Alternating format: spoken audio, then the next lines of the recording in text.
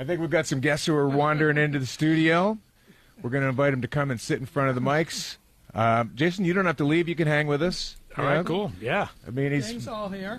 This guy is one of our fave musicians, Jerry Cantrell, has joined us. You want to come in? We can't hear you over there, Yeah, dude. Got to pull up to the mic here. Right in here, guys. Come and sit on down. Good to see you. We're coming down the back stretch, Yeah. so we'll try to get you involved. Backstretch is always a good thing to come down. Great to see you here. Yeah, it's good to see you last night, man. Yeah. It's been a lot of years, man. Indeed it has. Yeah. Indeed it has. Yeah. One of the things that we've been talking about a lot, and is there something that sort of goes through your head aside from fuck? Why isn't my band in to the Rock Hall? When you come, that you go, is it an emotional thing for you? Do you get the sense of community? Do you get the sense of longevity and being a part of this incredible timeline? What's the experience for a player coming into this? Well, place? first off, I'm really glad that I can say fuck. So, I'm glad you let in with that. So I'm off the leash now. You guys are in trouble. But my first experience actually was when Ann invited me to play with Heart when they were inducted, right? To actually see it from the inside, you know, and that was what, Rush and Heart and who else was that year? Was that year?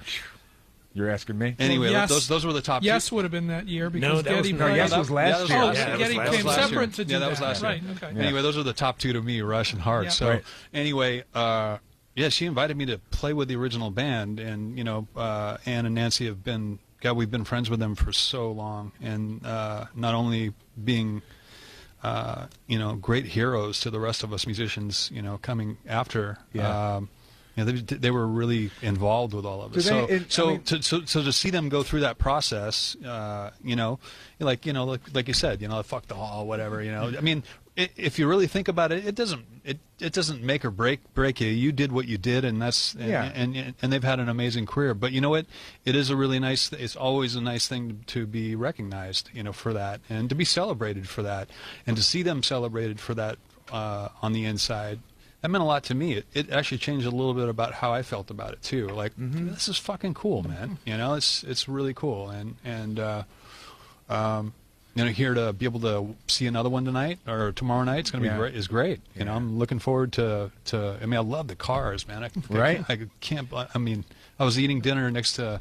You were sitting there. I was eating next to Rick Ocasek, and I was too chicken shit to walk over and say hi. Hey, Rick, sorry, dude. I wanted to, but I chickened out. And there with the wife. He was there with the wife too, was he not? He was there with Paulina. The whole family. Yeah, man. Yeah, really but I love the Cars. So, and Moody Blues too, and Dire Straits, love them. And do you you mentioned Ann and Nancy and Bon Jovi, of course, is long overdue. Listen, by the way, this dude he's gotten so much love. We can back off the love for Bon Jovi right now.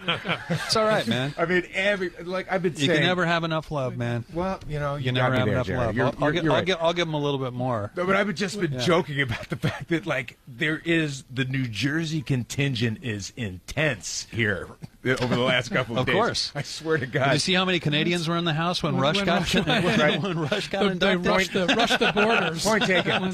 Point taken. They travel well. It's like the Pittsburgh Steelers. The fans travel well. You know what I mean? Seattle Seahawks. We travel.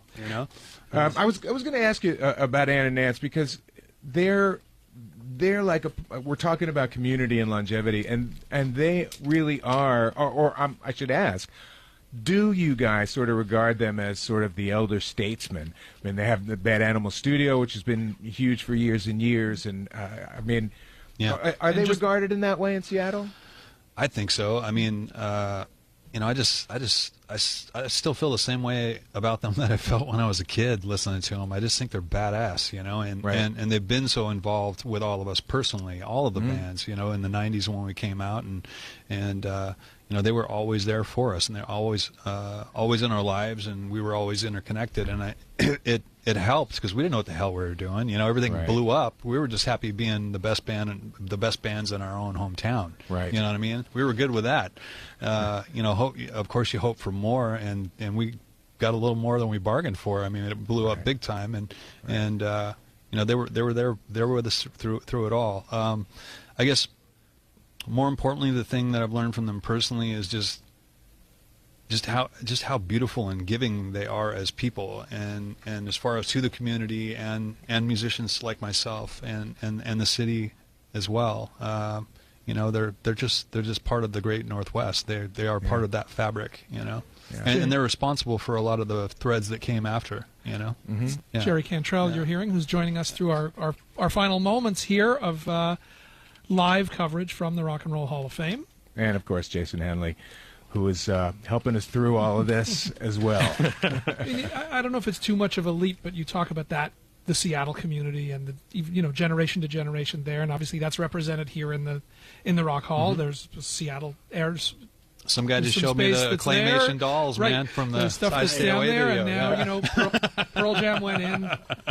Pearl Jam went in recently, and all of that. So what as you look at it, there's your own local community, and then there's this whole rock and roll community. Yeah. When you come in here, do you get that sense? Does it connect dots between generations and continents and sounds and styles? Of course it does. I mean, just walking through, I've been here multiple times, and walking through and seeing how things change, and different stuff comes in, different displays and shows, and to walk through and to see it all, from where it started, like from the blues to Elvis and everything that the Beatles and everything that came. It's all stepping stones, you've had time. You've been here a bunch of times, I know. Sure. So you've had time to sort of go through and sort of be the fan. Yeah, I remember. I think one of the there was two things. They took us back in the room where they got all the stuff you can't touch, and the stuff that only comes out once in a while, and you have to have gloves on. And one of them was I think it was Sean lost his mind over Peter Criss's boots, and I think they might have had Cliff Burton's bass too, and Mike grabbed it and started playing it. He's like, I had to do it, man.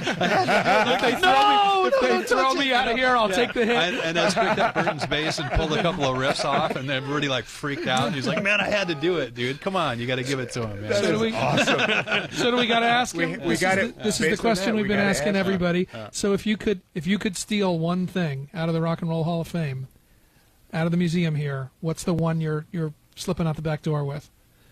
God, it's really hard to say. I mean, some of those I think Jimi Morrison and Jimi Hendrix and Morrison both have hand drawn or stuff from their childhood down there, right? Those are cool, man. Yeah. Some of those drawings are cool. God, I don't know what it would be. Yeah, that's first to mind. Not a guitar like a Hendrix guitar. I think it's kind of cool. It's just more personal. To have one of those drawings would be cool, man. Right. Something he actually sat there and did himself. Like when he was 10. Right. Well, two of my heroes. That is kind of the thing. The personal stuff really is what moves me as well when I get to the lyrics, the handwritten lyrics. That's really heavy. Just when you see that's a thing Lennon's that lyrics, somebody. Right. Yeah, I mean that's whoa. There it is. There's the paper. Man, so having said that, does you or anybody in Alice in Chains hold on to your stuff, whether it's guitars or I don't know what programs, notebooks, that stuff. Is there do you guys still have handwritten lyrics? I feel like that's a vanishing. Yeah, I still got all that stuff. Yeah.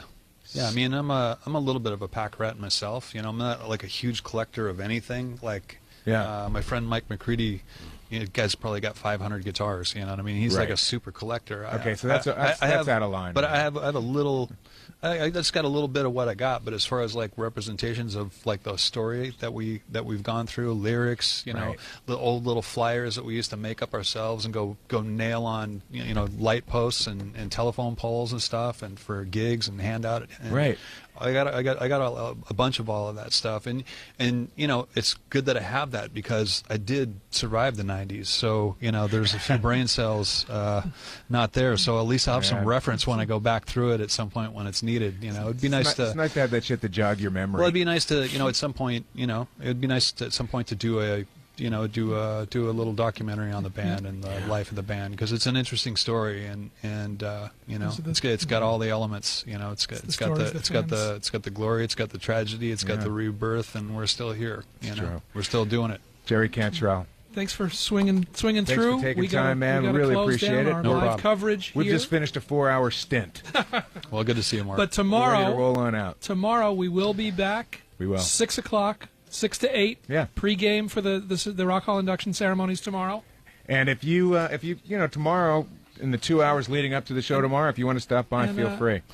And might we be seeing something from you tomorrow? There's a reason you're around.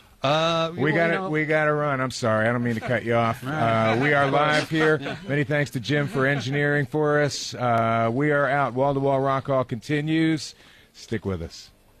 Maybe get a blister on your thumb.